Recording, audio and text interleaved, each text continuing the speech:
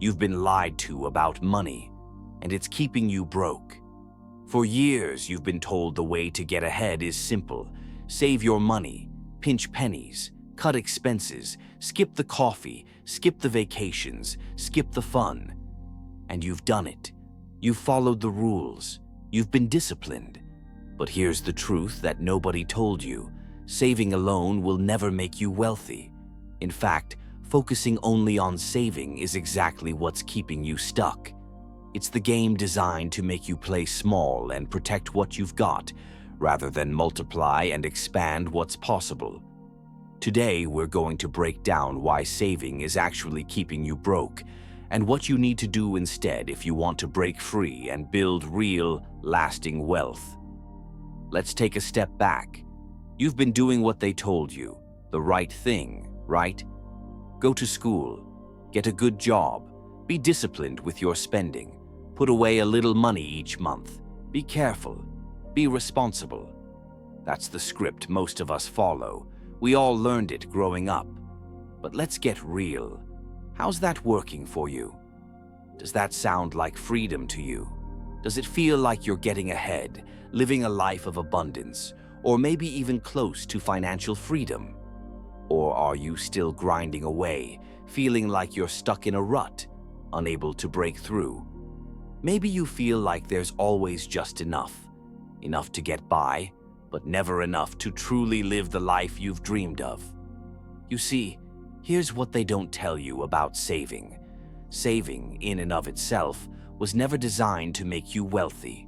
Saving is a defense strategy. It's a way to protect what you have, not expand it. But you can't win a game if all you're doing is playing defense.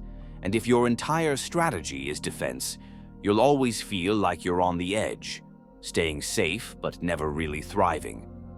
Let's talk numbers. Let's say you're saving 10% of your income every year. You've been disciplined. You've got the budget, the spreadsheet, the emergency fund. Everything looks good on paper. But here's the problem. Even if you do that for 10, 15, 20 years, you're still not breaking into real wealth. You're just getting by. Why? Because saving is tied to scarcity. It's about cutting, shrinking, and reducing. The whole idea of saving is rooted in fear. Fear of running out, fear of uncertainty.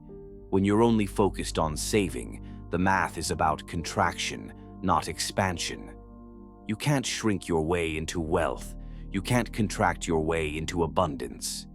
If you truly want to break free and build wealth, you have to learn how to expand, to multiply, to increase the flow. It's about making more than you save and investing that money in ways that make it work for you. Now, don't get me wrong. I'm not saying you shouldn't save. Of course, you need a safety net. You need protection. But if your entire approach is based on hoarding and guarding every penny, it's coming from a place of fear. Fear of loss, fear of scarcity, fear of being caught off guard. Here's the thing. Money responds to energy. If you're treating money like something that could slip away at any moment, your relationship with it will always be about holding on tightly, never letting go. Imagine trying to catch more water with your hands clenched. Can you catch anything? No, you can't. You have to open your hands and let it flow. If you want to attract more money, you can't operate from a place of fear. Money won't come to you if you're only trying to protect what you have. It will flow to those who understand that in order to multiply, you need to circulate it, invest it, and let it move. So, why is it that the wealthy don't stress over cutting lattes, skipping vacations, or even cutting out things that might seem frivolous? They don't obsess over saving pennies. And it's not because they're careless, it's because they understand leverage. They understand that in order to grow, you need to expand. The wealthy focus on multiplying dollars, not hoarding them. The way they think about money is totally different. When they get $1, they don't think, how do I protect this dollar? They think, how do I make this dollar work for me? They understand the value of leveraging money, of investing it in ways that generate more money. They invest in assets, businesses, and people. They put their money to work so it can grow. And they keep it moving because they understand money is energy, and energy needs to move to grow. So, let's talk about the dangers of putting all your focus on saving. When your strategy is limited to just saving, you're trapped by how much you can cut.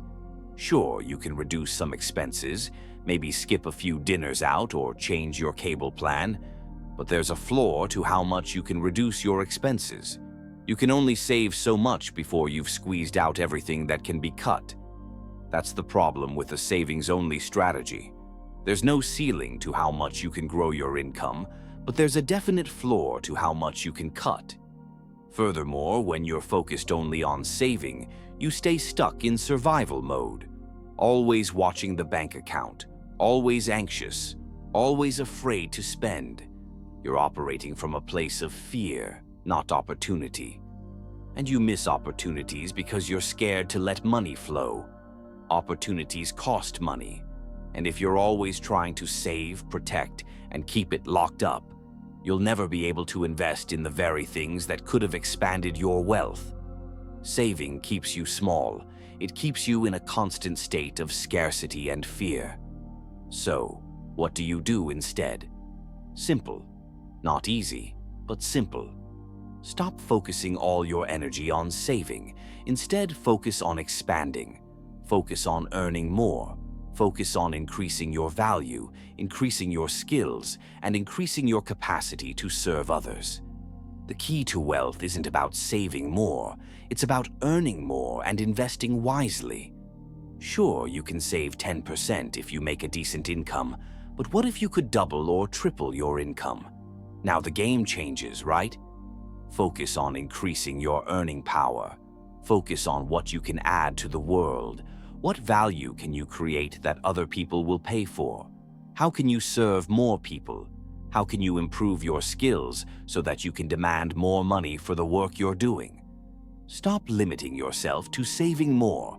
Start thinking about how you can make more and make your money work for you. Think of money like two buckets. One bucket is for protection. Yes, you need a safety net, an emergency fund, a buffer for unexpected expenses, a cushion for the tough times. But the other bucket? That's the growth bucket. That's where you invest in yourself, your future, and your growth. Education, side businesses, investments in assets that grow in value over time.